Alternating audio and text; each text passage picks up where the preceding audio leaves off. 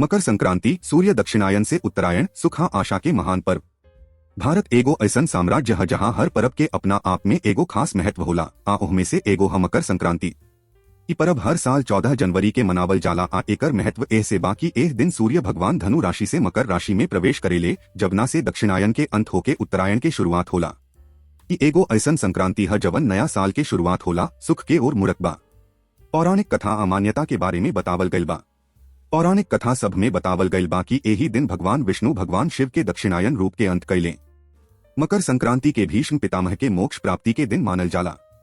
कहल जाला कि उत्तरायण काल में एही दिन आपन जान के बलिदान देले रहले। एह दिन पवित्र नदी में नहा के दान कैला से सदाचार मिलेला। एही से लोग एह दिन अलग अलग तीर्थस्थल के दौरा करेला। पौराणिक कथा अमान्यता के बारे में बतावल गइल बा। पौराणिक कथा सब में बतावल गइल बा कि एही दिन भगवान विष्णु भगवान शिव के दक्षिणायन रूप के अंत कैले।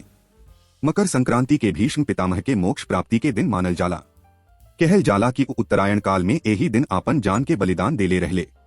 एह दिन पवित्र नदी में नहा के दान कैला से सदाचार मिलेला। एही से लोग एह दिन अलग अलग तीर्थस्थल के दौरा करेला। परंपरा व उत्सव के बारे में बतावल गइल बा। भारत में ई पर्व अलग अलग नाम से मनावल जाला। पंजाब में एकरा के लोहरी, तमिलनाडु में एकरा के पोंगल, असम में एकरा के बिहुआ, केरल में एकरा के विष्णु संक्रांति कहल जाला। हालांकि नाव अलग अलग हो सकेला, परंपरा एक ही बा। स्नान पवित्र नदी में नहाए के बहुत महत्व बा। गंगा में नहाए के अलावे घर में भी गंगा के पानी छिड़कल जाला। दान एह दिन जरूरतमंद लोग के खाना, कपड़ा आ पैसा के दान कईल जरूरी बा। तीर्थ यात्रा एह दिन बहुत लोग गंगा सागर, पुरी आदि धार्मिक स्थल पर आवेला। पहाड़ी यात्रा उत्तराखंड आ हिमाचल प्रदेश जैसन पहाड़ी इलाका में लोग पहाड़ में पिकनिक मनावेला आ सूर्योदय के आनंद लेला।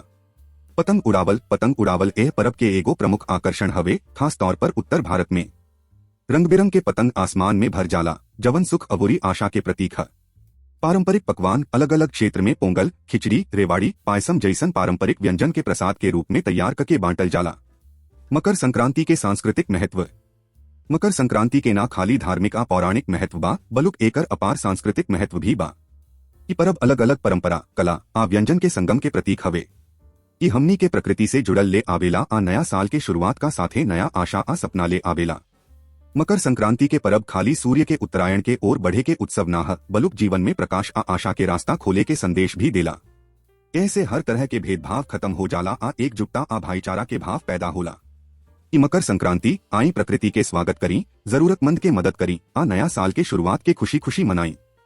रउआ सभे के मकर संक्रांति के हार्दिक शुभकामना।